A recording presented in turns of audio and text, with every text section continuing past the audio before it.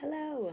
Today, so I realized that I didn't cook poultry or meat, but instead I cooked an egg. So I'm just going to talk about two of the types of foods that I have, which is an egg sandwich and then meat that I cooked the day before. So first I'll talk about the sandwich that I made. I poached my egg. Typically I like my eggs fried, and the reason why is because I can control how long I cook the egg, and I know that it adds more fat, but I prefer a over hard egg that is completely cooked instead of a poached egg where you can't really see that the egg is completely cooked or not.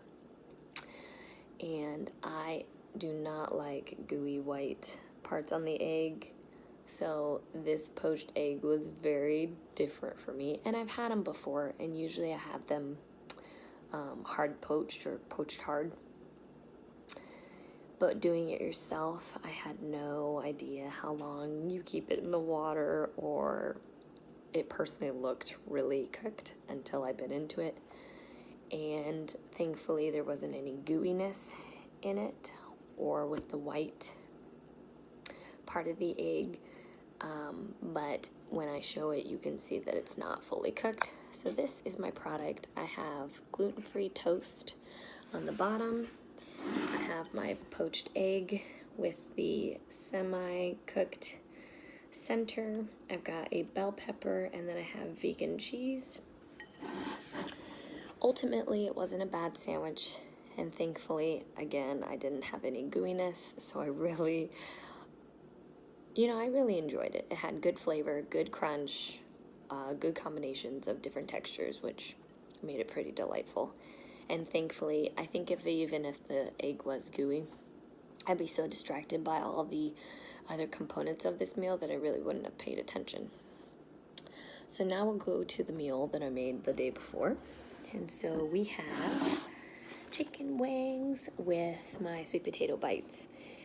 And so these chicken wings had a mixture of moist heat and dry heat. So I boil them first to make sure that the meat is tender, and I boil them enough to where they like almost flake off the bone, and it's really nice.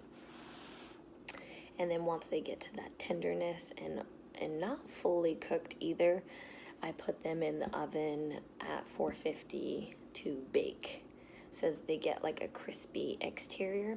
And I noticed that the less oil that's on your pan when they bake, the crispier they become, which I thought was interesting. Another way you could cook chicken wings would be just to grill them on a grill, or just doing one of the other of boiling and baking. And these are chicken thighs and chicken wings. Is there anything else? Oh, I can show you what they turned out. These are with just some garlic, salt and pepper, and then I coat them with barbecue sauce. So